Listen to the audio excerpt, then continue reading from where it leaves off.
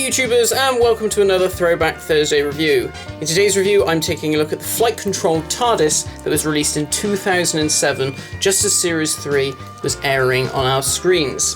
This TARDIS is the first official TARDIS that came out in the line in scale with the action figures. Now there was a previous TARDIS that was released, which was the TARDIS Money Box, but for a long time we were told that this was it, that if you wanted a TARDIS to play with your toys, you were going to have to get the TARDIS Money Box. But the people at Character Options were deadly serious, because even the front doors of the Money Box were utilised for the sculpt on the TARDIS playset. So it was all very strange, but thankfully in 2007, a full in-scale flight control TARDIS complete with lights and sounds was released. So let's begin by taking a look at some of the details.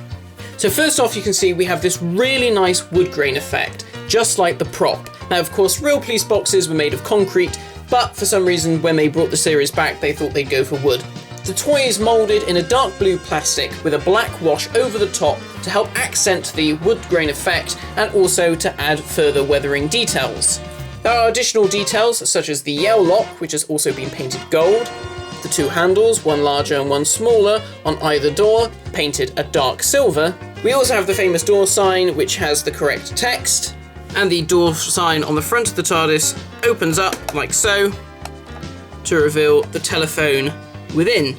The windows are a clear plastic with a grey frosted texture on the inside, and the bottom two panes on the left and right of each window also have a frosted effect sculpted in. And around the sides we have the police public call box signs, which are made from a thin, opaque plastic. We also have the lamp on top of the TARDIS, which lights up. And on the back we also have some additional elements. The holes for the sound effects, which sadly is a bit unsightly, and also the battery compartment, including screw. And on the base we have the on and off switch, the pressure pad which activates the sounds, and also the white spinner in the middle. And the two doors open inwards to reveal the 9th and 10th Doctor's TARDIS console room. So now that we've gone through the details, let's take a look at some of the features. So let's begin by switching on the TARDIS.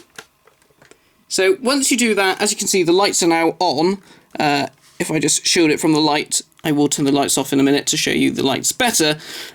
So we have no sounds, but we also have the light flashing on the top. So I mentioned earlier the trigger at the base that activates the lights and sounds. So once you put this down,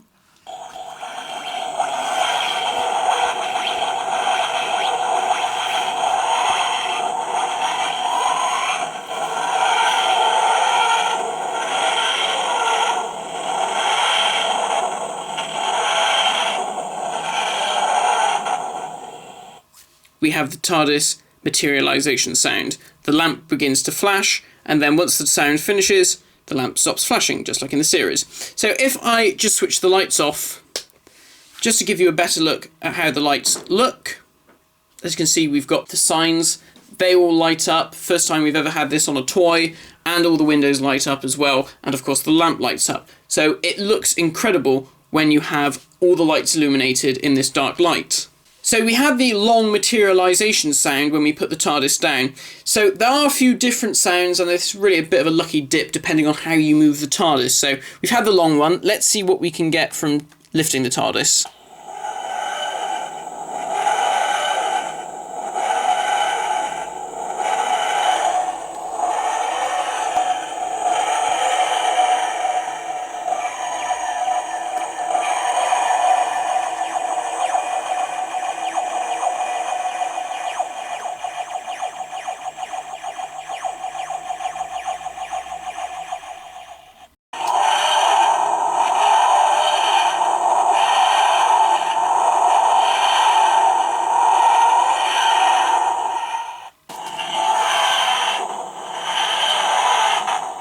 And we have a much shorter materializing noise. So we have two of each sound. We have a short one, a long one for both materializing and dematerializing.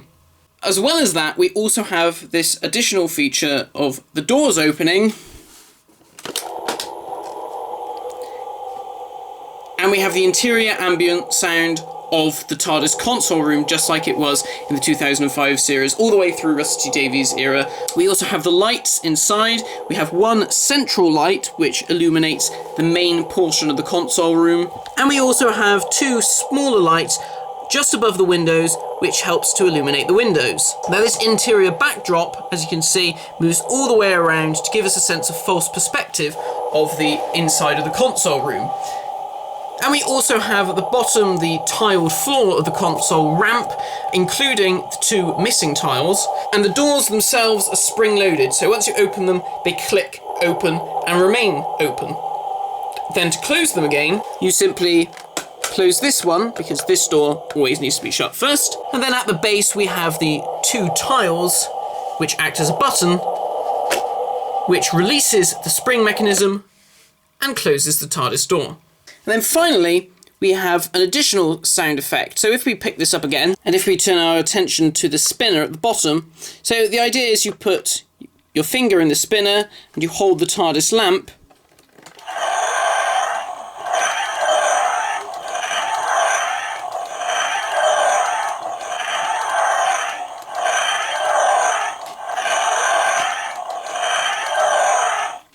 so you get this travelling through vortex type sound of the TARDIS dematerialisation noise just going round and round in a loop.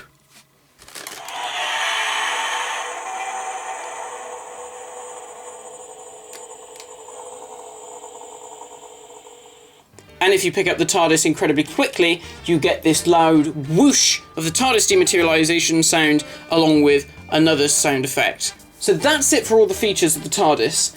Now, this was without doubt, and still is without doubt, the best TARDIS toy that's ever been made. Why? Well, in terms of detail, it's fantastic. It's incredibly accurate. It's spot on to the real thing. You've got all these wonderful wood grain sculpts, and the paint details really help it look like the real TARDIS. But it's all the lights and sounds. The windows and the police box signs are across the roof, and the lamp. We've never had all of those things with a TARDIS toy before until this point. It was always just the lamp would flash. So to have the illuminated windows and the police box signs across the top all illuminated was absolutely amazing. And of course you have so many different sound effects, which is absolutely superb. And we also have an image of the inside of the console room, which even lights up when you open it. So you have all these additional features, which were just so cool. But when the TARDIS changed into Matt Smith's era, we got a new flight control TARDIS to match his TARDIS. Unfortunately, all of the features that made the original so good were missing from this toy. The windows were blacked out, because in certain pictures the windows do look blacked out. The police public call box signs don't light up, and instead all we have is the light up lamp. So it really is a disappointment. The sculpt for the TARDIS is actually brand new. In fact, it's actually slightly smaller than the original flight control TARDIS. But the sculpt is different because the wood grain effect on the new prop was different, so fair play to Character Options for actually trying to match that.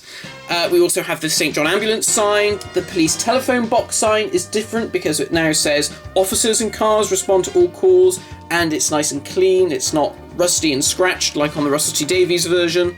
And we still have the opening phone.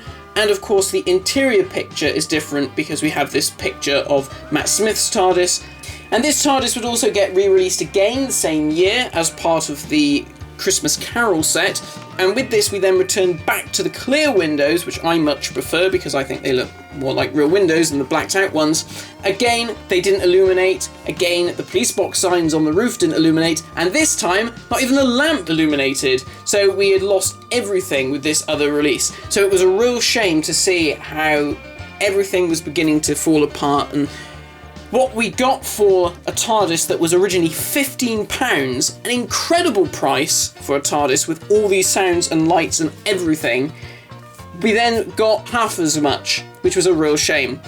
Thankfully, we now know that a new flight control TARDIS is coming out sometime this year, apparently exclusive to Toys R Us. This is the 12th Doctor's TARDIS, so it includes the interior of his new TARDIS. but we have all of the lights and sounds of the original 9th and 10th Doctor model. The windows light up, the police box sign across the roof lights up, the lamp lights up, and we also have the police box door sign lighting up, just like it does on the 12th Doctor's TARDIS. So we are coming back to seeing the same quality of TARDIS like we had back in 2007. So no word on when that's out yet, but I am incredibly excited to see it, buy it, and review it. So thank you for watching this review, guys. I hope you enjoyed it. This was a great toy when it first came out. I used to love playing with it. I used to love just turning the lights on and just sitting it on my desk and having the lights out and just looking at the lights of the windows and the signs glowing. It just looked exactly like it did in the TV series, and it was absolutely amazing. So I don't know how much one of these would cost you on eBay now. I have seen a few go now and again, and I think they go for quite a lot because they are quite a rarity now. If you can get your hands on one of these, definitely worth the money. It's an excellent toy. And of course, stay tuned for the 12th Doctor's TARDIS coming out sometime this year. So, thank you for watching, guys, and I'll see you again next time for another Throwback Thursday review. Thanks for watching.